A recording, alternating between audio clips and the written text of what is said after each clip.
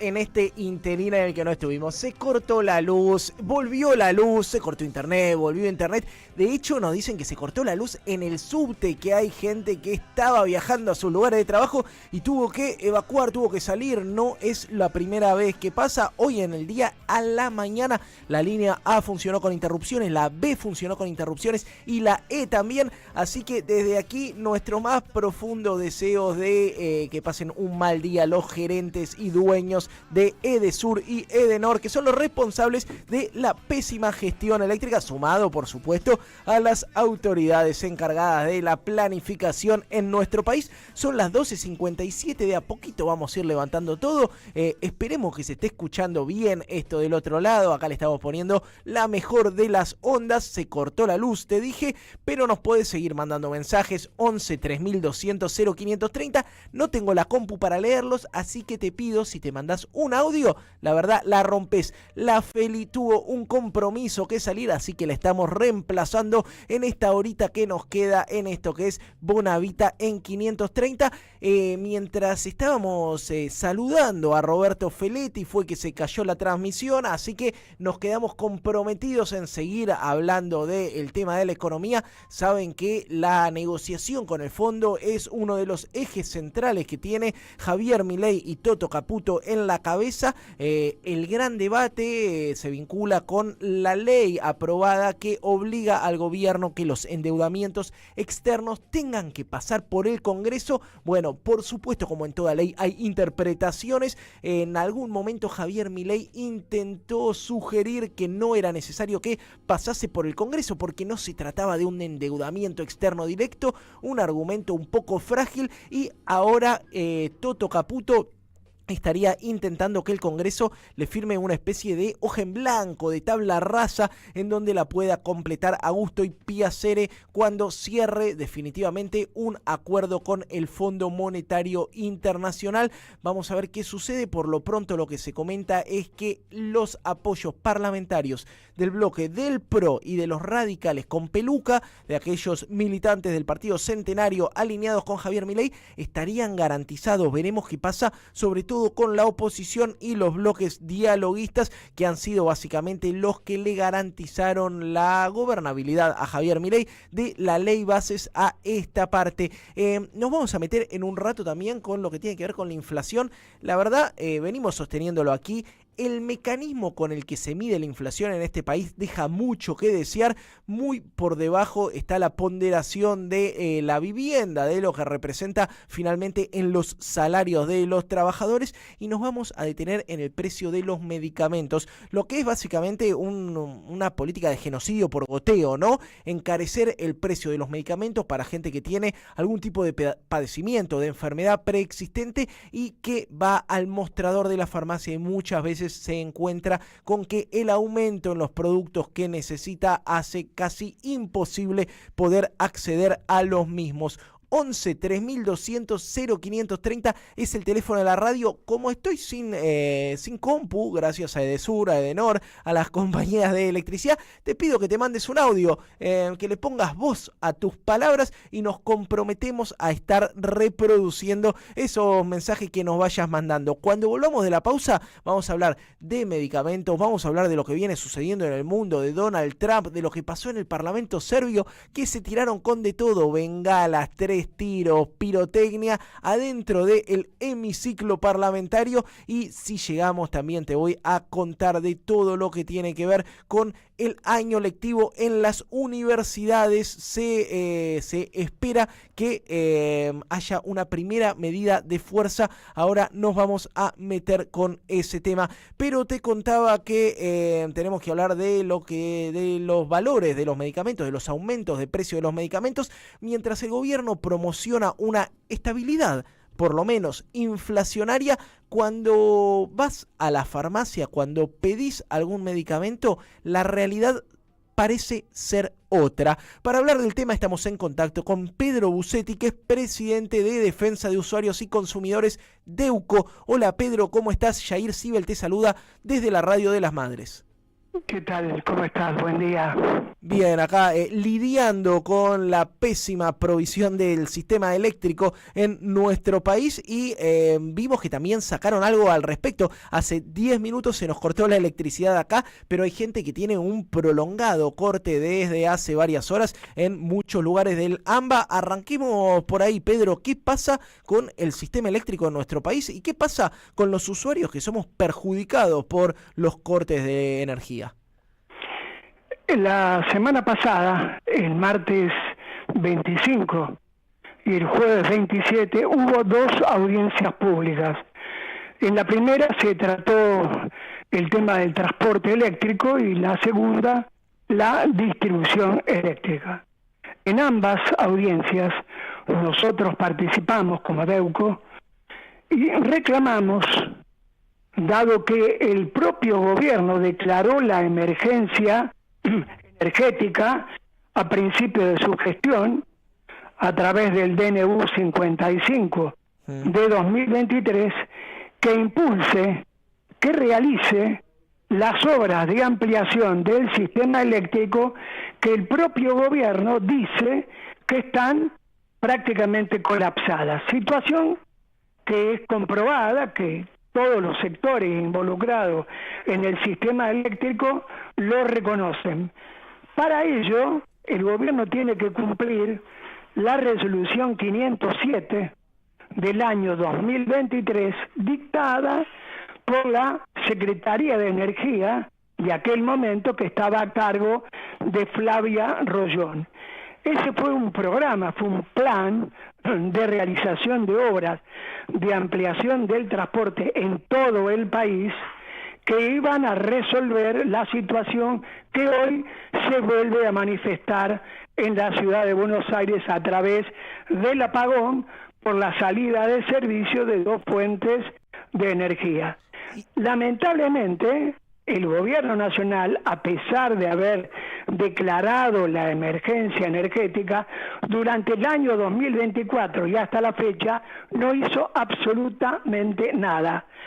En diciembre del año pasado, la secretaria de Energía actual, María Tetamanti, inventó un sistema de financiamiento para hacer esas obras que consistía en que todos los usuarios del país en la factura del servicio eléctrico pagáramos mensualmente un impuesto, digamos así, para financiar la obra, la primera parte de la obra, que era de 1.100 millones de dólares. Obviamente, esto generó el rechazo de todas las provincias cuyos usuarios iban a tener que pagar en su factura un nuevo impuesto, y esta medida quedó sin efecto. Por lo tanto, a pesar de esa declaración del año 2023 de la emergencia energética, de decir que el sistema de transporte está prácticamente colapsado, este gobierno no ha hecho nada y hoy tenemos la prueba.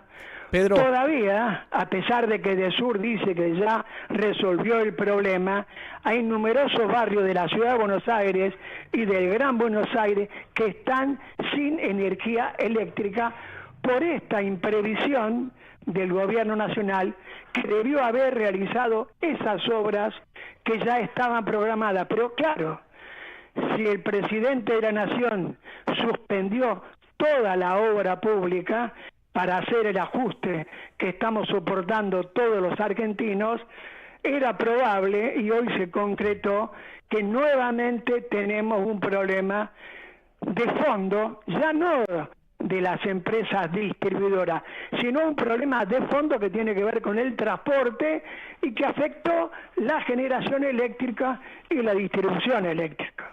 Pedro, te consulto qué podemos hacer los usuarios frente a esto, si hay algún tipo de respuesta que esté obligada a dar la empresa. Leía que hay cortes en Microcentro, Barracas, San Telmo, Villa Crespo, en el conurbano, en zona sur, Avellaneda, Lanús, Quilmes, incluso en la ciudad de La Plata, Florencio Varela, se cortaron las líneas A, B y E. ¿Qué respuesta podemos dar los usuarios y consumidores, más allá de las organizaciones como las que vos representás, en un intento de visibilizar el pésimo servicio eléctrico?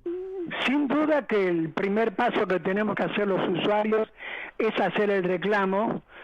Obviamente no tenemos energía, no lo podemos hacer por la computadora, pero lo podemos hacer por el teléfono inteligente ante la empresa, luego ante el ENRE, y un paso más allá sería mandarle un mensaje a la Secretaría de Energía, a la señora María Tetamanti, para que impulse, para que realice, para que el Estado invierta en las obras que tiene que invertir para resolver este problema en forma definitiva. Bien. Hoy se volvió a repetir, ¿te acordás en 2018 el apagón del Día del Padre que nos dejó? Sí. Energía eléctrica a todo el país. Bueno, esa amenaza está siempre pendiente sobre la cabeza de todos los argentinos si estas obras no se hacen.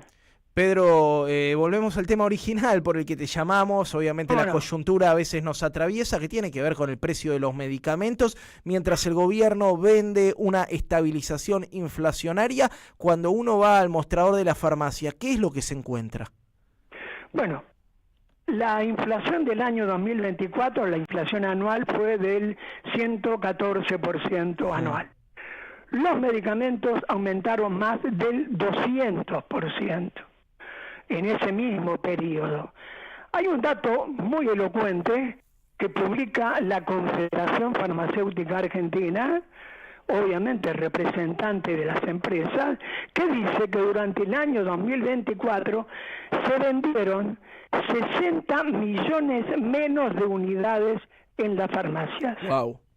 A pesar de eso, aumentó la recaudación de la venta de medicamentos en un 217%, pero la venta de medicamentos disminuyó un 7,85%. Vuelvo a repetir, durante 2024, según COFA, la Confederación Farmacéutica Argentina, se vendieron 60 millones de medicamentos menos que en el año 2023. ¿Cuál es la razón? Evidentemente, el aumento del precio de los medicamentos, que no tuvo ningún tipo de contención durante el año 2024 y que tuvo como precedente la devaluación, recordemos, la devaluación de diciembre de 2023, que produjo precisamente el gobierno actual, ¿no? Claro, ¿no? Y qué interesante esto que decís, ¿no? Mientras caen la cantidad de medicamentos, o sea, mientras cae el poder de consumo, las tasas de ganancia de las grandes farmacéuticas, que valga señalar, fueron las grandes ganadoras durante la pandemia, siguen siendo altísimas. Y te llevo también al tema de qué está pasando del otro lado, qué escuchás de las personas que llegan a la farmacia y capaz que no pueden comprar un medicamento. Y otro dato más preocupante todavía es el que indica que la venta de medicamentos por PAMI, o sea, los medicamentos que compramos nosotros, los jubilados, cayó un 22% durante el año 2024. ¿Como consecuencia de qué? Obviamente, del aumento exorbitante de los precios, del congelamiento prácticamente de las jubilaciones que se hizo durante el año 2024, y también como consecuencia de la reducción, de la eliminación de los medicamentos gratuitos que gozaba un gran porcentaje de los jubilados y que este gobierno eliminó como beneficio. Todo eso trae como consecuencia serios problemas de la salud de aquellos jubilados que, dado que sus ingresos son insuficientes, no pueden comprar los medicamentos que necesitan comprar para resguardar su salud. Totalmente, acá estaba viendo el informe que elaboraron ustedes de Deuco y la verdad es que los números son escalofriantes, sobre todo si uno toma en consideración que esto se debe a un tema sanitario. En el informe que ustedes traen se ve muy claramente cuál es el incremento del precio. Hay medicamentos que subieron el 200%, digo, la media acá que uno ve es alrededor del 200%, cuando vos decías que la inflación está apenas arriba del 100, y la verdad también tiene que ver con una decisión del gobierno de una desregulación total, sobre todo en temas tan sensibles.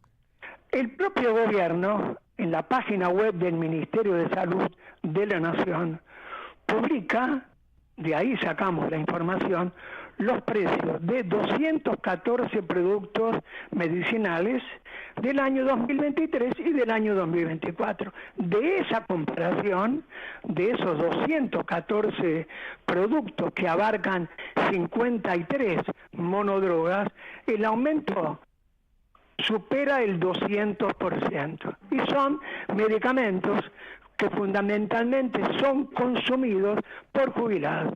Medicamentos para atención cardíaca, para el colesterol, para la presión arterial. Bueno, y esto, vuelvo a insistir, no son datos extraoficiales, sino que son datos emanados de la página web del Ministerio de Salud de la Nación. No, la verdad el informe está muy completo, uno se pone a ver, salbutamol 268%, risperidona tenés varias medidas, pero el de 1 miligramo 227%, Orlistat 204%, bueno, la verdad es que es fuertísimo y tiene que ver con la afección a un derecho básico que es el derecho a la salud.